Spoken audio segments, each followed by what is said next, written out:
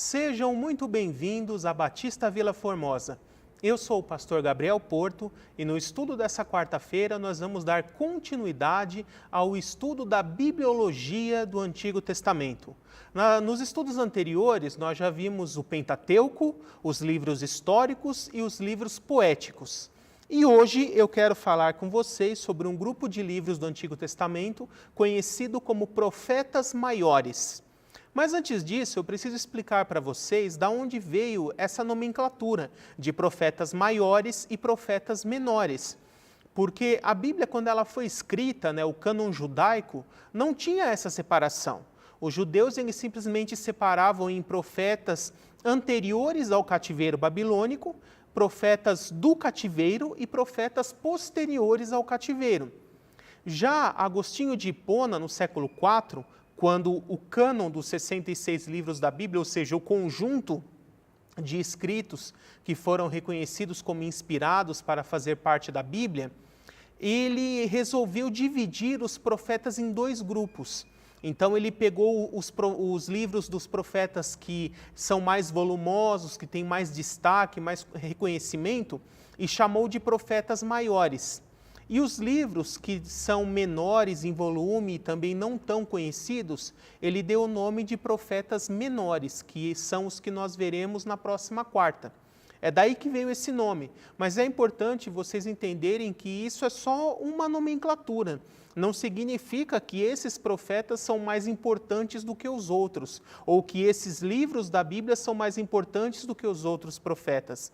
Na verdade, todos eles são igualmente importantes, e como depois o Novo Testamento vai dizer lá em 2 Timóteo, capítulo 3, versos 16 e 17, toda a Escritura é inspirada por Deus e útil para o ensino, para a exortação, para que o homem de Deus seja apto e plenamente preparado para toda boa obra.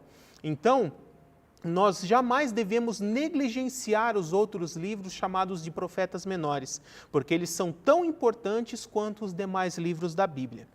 Agora, concluída essa explicação, eu quero falar com vocês sobre esses livros chamados de profetas maiores. Eles são 5 livros. Primeiro, o livro do profeta Isaías, depois o livro do profeta Jeremias, em terceiro lugar, um livro de Lamentações, também escrito por Jeremias, até em algumas Bíblias ele é chamado de Lamentações de Jeremias, depois os livros de Ezequiel e Daniel. Então vamos começar primeiro falando sobre Isaías. O livro de Isaías ele tem 66 capítulos, é o maior livro de todos os profetas do Antigo Testamento. E ele pode ser dividido basicamente aqui em 4 partes. A primeira parte, que vai dos capítulos 1 ao capítulo 7, são profecias contra Judá. Lembre-se que nessa época, como eu já falei nos estudos anteriores, Israel, o povo de Israel estava dividido em 2 reinos, o reino do norte, chamado de Israel, ali com a capital em Samaria, e o reino do sul, chamado Judá, com a capital em Jerusalém. E essa época que o profeta Isaías viveu, os 2 reinos ainda existiam. Então, ele faz profecias contra Jerusalém e profecias contra o reino do norte, o reino Israel também. Nós precisamos identificar a quem ele está se referindo em cada um dos textos. Dentro desse bloco, eu poderia separar o capítulo 6, que é o capítulo do chamado de Isaías. Fala ali que no ano em que o rei Uzias morreu, o rei Uzias ele era primo de Isaías, eles tinham uma amizade bastante bem desenvolvida. Por isso, quando Uzias morreu, Isaías ficou muito triste, ficou de luto por algum tempo, e enquanto ele estava nesse período, ele foi um dia no templo do Senhor ali prestar um sacrifício, prestar ali a sua adoração, e Deus apareceu numa visão para falar com ele, para dar ali o seu chamado como profeta. E ele fala que viu ali o Senhor num alto e sublime trono. Então o capítulo 6 de Isaías ele tem bastante destaque por conta disso. Também eu poderia citar que o livro de Isaías ele tem uma característica bastante interessante. As profecias da maior parte do livro, pelo menos essa primeira parte dele até o capítulo 39, elas são profecias que se situam na história.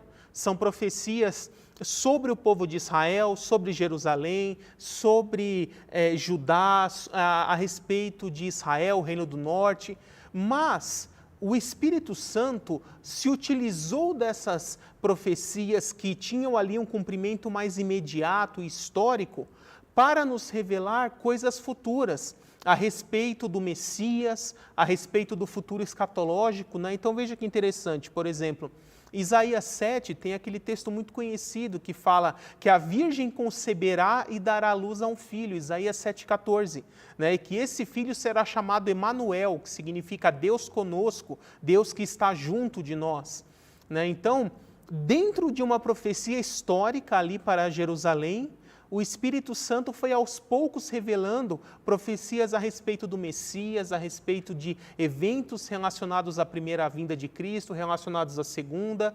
relacionados ao futuro escatológico, e isso nós vamos pegando aos poucos no decorrer do livro. Por exemplo, nessa segunda parte, dos capítulos 8 a 14, ele já começa a falar da Samaria, o reino do norte, né, mais distante de Jerusalém, que depois são chamados também de gentios. E aí, dentro dessa profecia a respeito do reino do norte, Israel, Samaria, ele insere no capítulo 9 aquela profecia muito conhecida, né, o povo que andava em trevas viu uma grande luz. E aí ele vai descrevendo os gentios, povo da Galileia, porque um menino nos nasceu, um filho nos foi dado, o governo está sobre os seus ombros, e o seu nome será chamado Maravilhoso, Conselheiro, Deus Forte, Pai da Eternidade, Príncipe da Paz. Então, dentro dessa profecia, ali para os gentios, é uma profecia de juízo, mas ele também, pelo Espírito Santo, já profetiza que chegaria um dia, chegaria um momento em que os gentios da Galileia também veriam a luz de Deus, por causa desse menino que iria nos nascer. E essa profecia se cumpre em Jesus Cristo. Ainda nesse bloco, quando chega ali no capítulo 11, ainda falando de juízo, do estado de decadência em que se encontra Samaria, ele fala também que chegaria um tempo em que Deus levantaria da raiz de Jessé, ou seja, da descendência de Davi, um homem chamado Renovo, né? E esse é o Messias, e que quando ele se manifestasse, a terra seria um reino de paz, onde o lobo e o cordeiro brincariam juntos, o leão e o cordeiro também, onde as ovelhas brincariam com os filhotes da ursa, a criança poderia colocar as mãos na toca de uma cobra e ela não faria mal, porque chegaria esse momento em que haveria um reino de completa paz. E depois no Novo Testamento nós vimos que esse reino se chama milênio e que ele se iniciará depois que o Senhor Jesus Cristo voltar. Na sequência, dos capítulos 13 a 39, nós temos profecias a respeito de várias nações. Então, vocês vão encontrar ali várias nações entre os gentios, o profeta Isaías profetizando a esse respeito. E, por exemplo, quando ele vai falar da Babilônia, ali em Isaías 14, mais uma vez, é uma profecia histórica para aquela época. Mas outra vez o Espírito Santo aproveita dessa profecia para revelar coisas mais profundas. E ele faz um paralelo entre o rei da Babilônia e o próprio Satanás, explicando como se deu a queda de Satanás, né? Que a teologia cristã também chama de Lúcifer. Quando o texto fala, ó estrela da manhã, você que vivia entre as pedras fulgurantes ali, que dizia em seu coração, subirei no mais altos céus, acima das mais altas nuvens, me assentarei no trono e serei como o Altíssimo. Então ali, por meio dessa analogia, comparando com a situação do rei da Babilônia naquela época, o Espírito Santo também nos revela como se deu a queda de Satanás. Depois, dentro ainda desse bloco, eu poderia destacar os capítulos 36 e 37, quando Deus livra Jerusalém das mãos dos assírios. Os assírios vieram, destruíram o reino do norte, ali Samaria, e depois dessa vitória, marcharam em direção a Jerusalém para destruir Jerusalém também. Mas o rei Ezequias, que era um rei que servia a Deus, conclamou o povo para 3 dias de jejum e oração, vestiram panos de saco, derramaram cinza sobre as suas cabeças e se humilharam na presença do Senhor pedindo livramento. E Deus enviou o anjo do Senhor para que em uma única noite 185 mil homens fossem mortos pelo anjo do Senhor. E o exército de Senaqueribe foi totalmente destruído em uma única noite, livrando o povo de Israel. Também nos capítulos 38 e 39, temos aquela história de Ezequias, bastante conhecida, onde Deus manda falar para Isaías e falar com ele que ele iria morrer.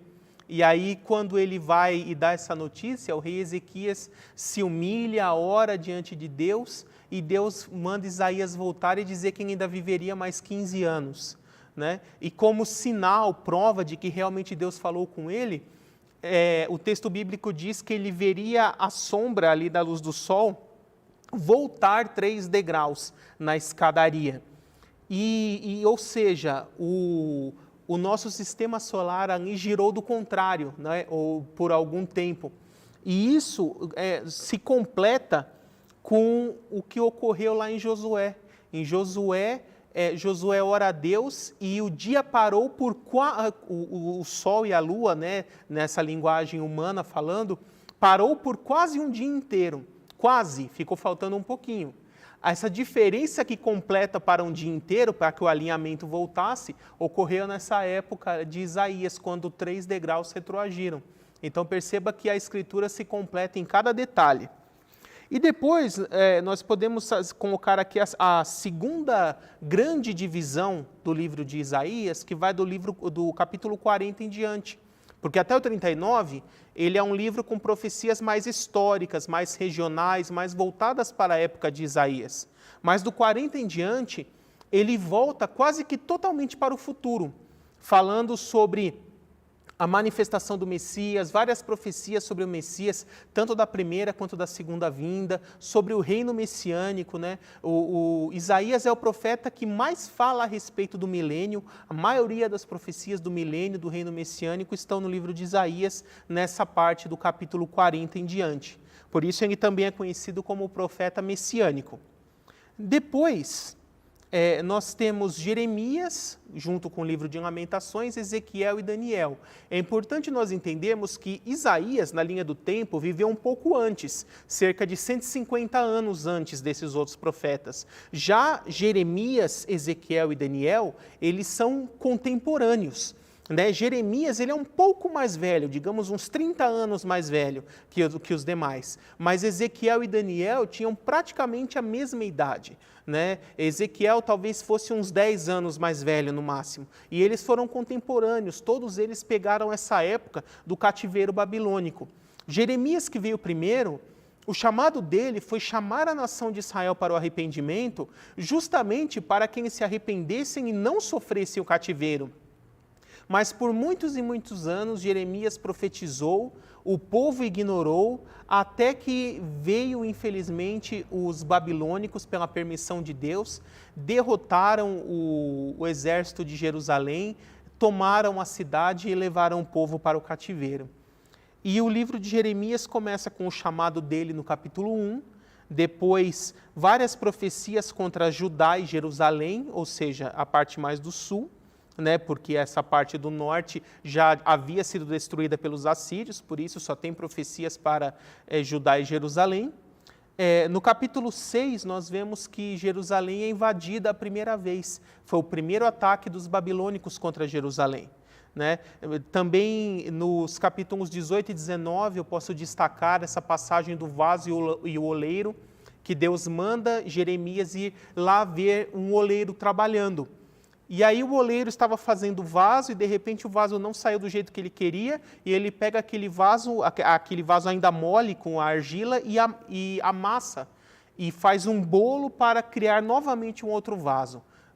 E aí Deus disse no coração de Jeremias: da mesma forma que esse barro está nas mãos do oleiro, o meu povo está nas minhas mãos, que eles seriam amassados metaforicamente por meio do cativeiro babilônico, mas que Deus os restauraria e os formaria novamente de um jeito que Ele quisesse.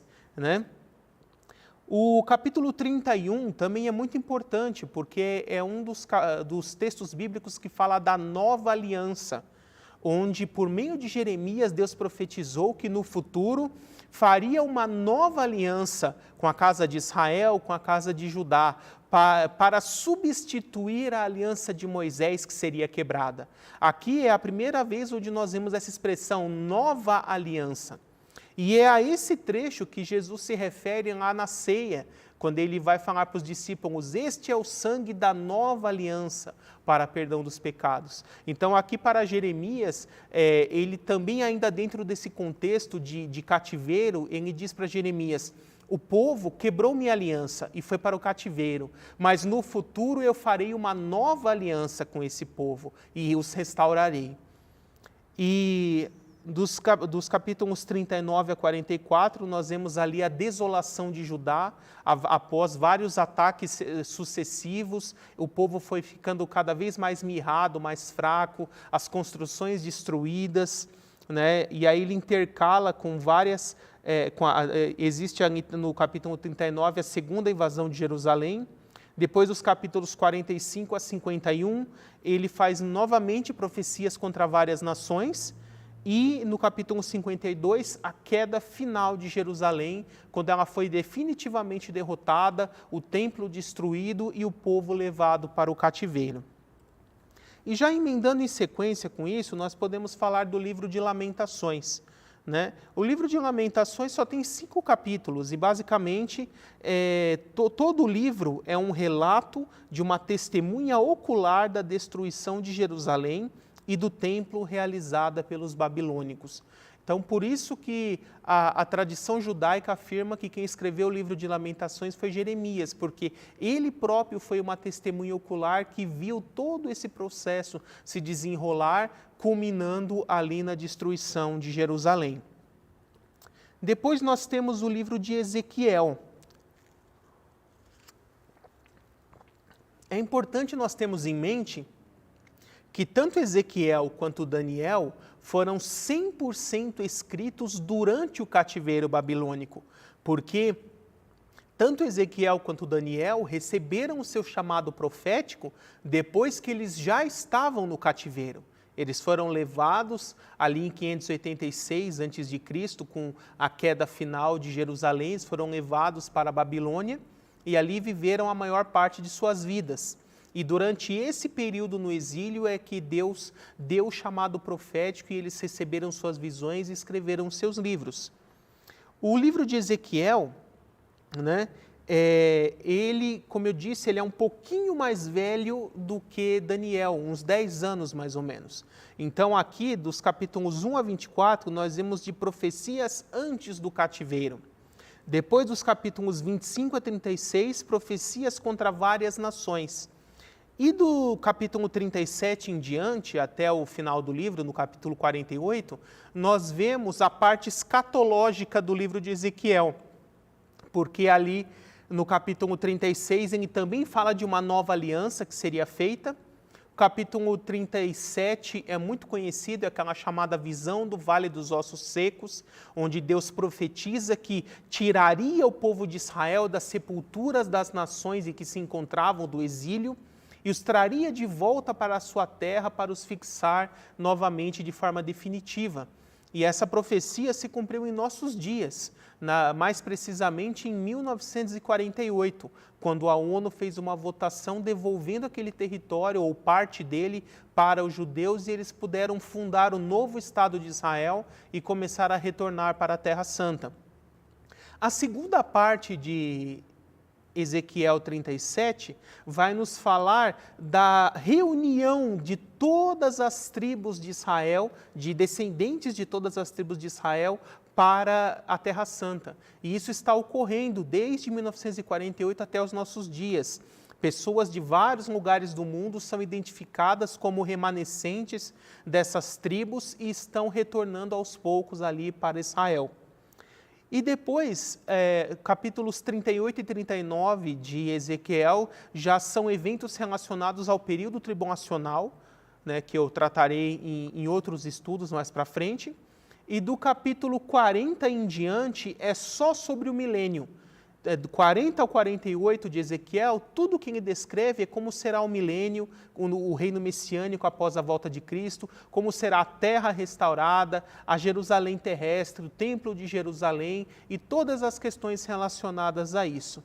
E ele termina ali no finalzinho do capítulo 38 com uma frase que eu acho belíssima, que diz assim: e daquele dia em diante esse lugar será chamado O Senhor está aqui, porque Deus, na pessoa de Cristo, estará presente fisicamente, de forma perpétua, junto com o seu povo.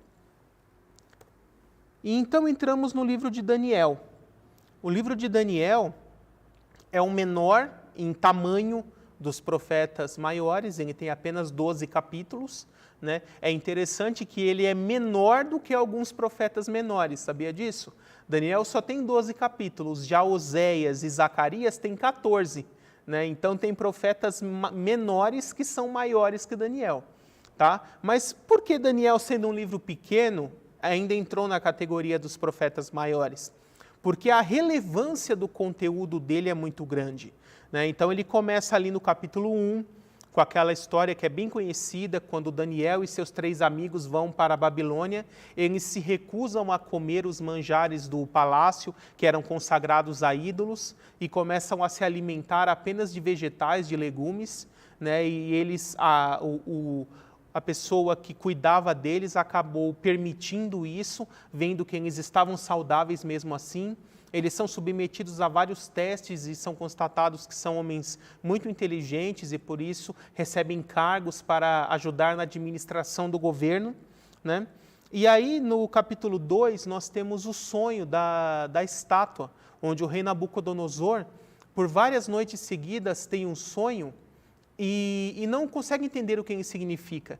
E aí Daniel acaba sendo chamado e consegue interpretar esse sonho, e ele descreve uma estátua feita de partes de vários metais, né?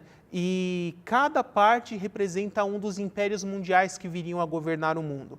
Eu não vou entrar muito em detalhes aqui, porque nós já temos estudos de escatologias em outros vídeos que serão exibidos em momento oportuno. Depois, em Daniel 3, temos aquela passagem da fornalha, onde os 3 amigos também deles são jogados na fornalha, Sadraque, Mesaque e Abednego, porque se recusam a adorar a estátua de ouro que foi feita. Capítulos 4 e 5, nós temos o sonho da árvore e a queda da Babilônia. Então, no capítulo 4, Nabucodonosor sonha com uma grande árvore. E aí, novamente, Daniel é chamado para interpretar esse sonho e ele diz: essa grande árvore é o Senhor, rei. Deus te colocou para governar sobre todos, mas só ficará governando enquanto reconhecer que existe um Deus no céu acima de todos, inclusive de você, e que controla todas as coisas. Enquanto ele teve isso em mente, ele continuou reinando, até que um dia, da varanda do seu palácio, ele olhando o seu império, contemplando tudo isso, ele disse: eu governo sobre todos eles, eu sou um Deus. E quando ele disse isso em seu coração, naquele mesmo momento, Deus tirou a sanidade mental dele e ele começou a se comportar como um animal e foi viver entre as feras selvagens, e assim permaneceu por 7 anos, até que reconheceu que existia um Deus soberano sobre todos. E aí, quando ele reconheceu isso, Deus o devolveu a sanidade, o reestabeleceu e ele voltou para o seu palácio e ainda governou por mais alguns anos. Depois, quando ele morre, o seu neto, Belsazar, ele acaba sendo colocado para governar ali. Mas ele foi um rei muito negligente e acabou querendo dar uma festa com orgias e adoração a deuses pagãos, usando os utensílios sagrados do templo de Jerusalém que foram saqueados. Então, a ira do Senhor se acendeu e apareceu uma mão, uma visão como que de uma mão de fogo escrevendo na parede. E ninguém entendeu o que aquilo queria dizer, então Daniel foi chamado para interpretar aquilo. e ele disse que Deus estava profetizando que naquela mesma noite o reino dele seria tirado e entregue aos persas. E foi exatamente isso que aconteceu. Naquela mesma noite, os persas fizeram um ataque surpresa contra a Babilônia, os derrotaram, tomaram a cidade, e naquele momento o Império Babilônico caiu e os persas assumiram a supremacia mundial. Então, essa parte até o final, depois do capítulo 6, nós temos outro trecho muito conhecido, Daniel na Cova dos Leões, que eu não preciso entrar muito em detalhes, acho que é um texto que praticamente todo mundo conhece, né, que o rei acabou sendo enganado por homens mal intencionados e teve que jogar Daniel na Cova dos Leões, porque ele se recusou a adorar qualquer outra divindade que não fosse o Deus de Israel. Mas Deus livrou ele da morte e os leões não o atacaram.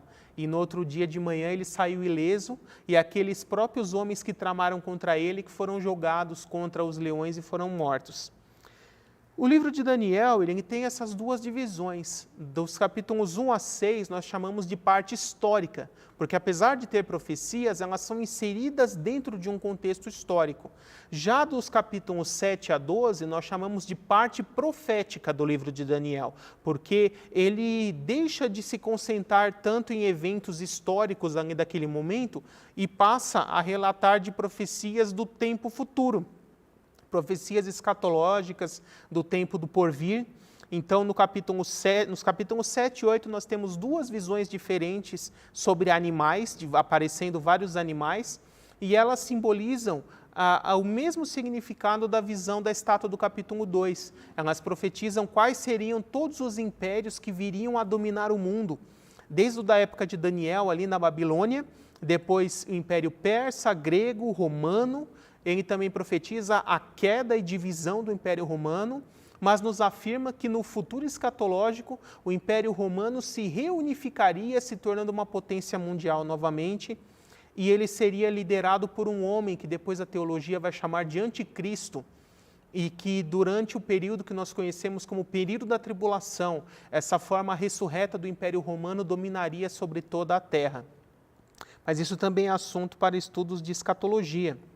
Na profecia do capítulo 9, a profecia das 70 semanas de Daniel também é bastante conhecida, né? O anjo Gabriel, como resposta de oração a Daniel, vem até ele e revela que ainda ocorreriam um período de 70 semanas de anos, ou seja, 490 anos, em que vários eventos deveriam ocorrer até a vinda do Messias, sua morte, ressurreição e ascensão.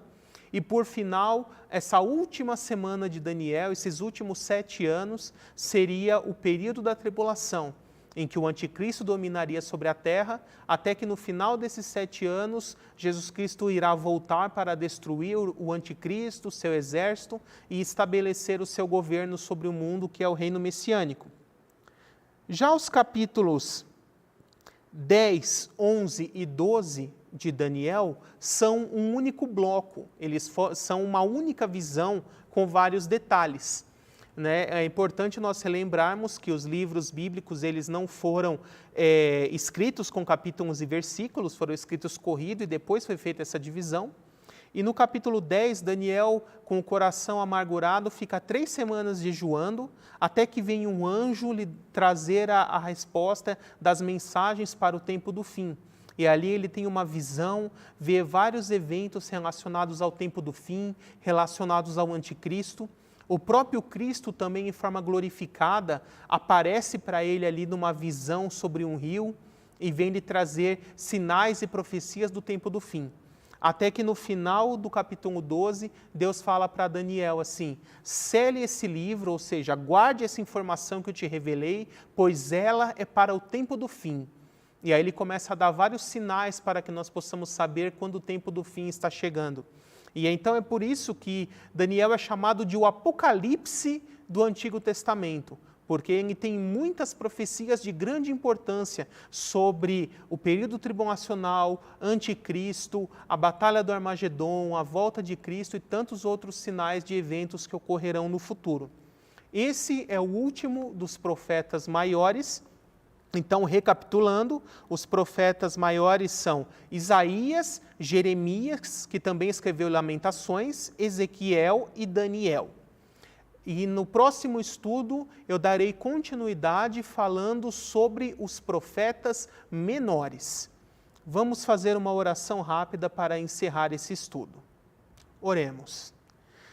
Senhor Deus, obrigado por mais uma vez que eu pude ministrar esse estudo para a Tua igreja, Senhor, para os Teus servos.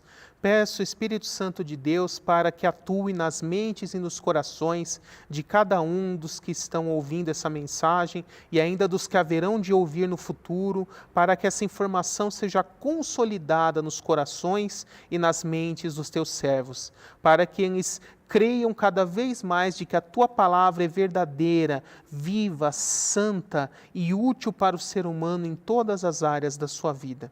Muito obrigado por tudo, Senhor Deus. Essa oração que eu faço, já agradecendo em nome de Jesus. Amém. Que Deus abençoe a todos e nos vemos na próxima quarta-feira com o estudo dos profetas menores. Até lá e que Deus te abençoe.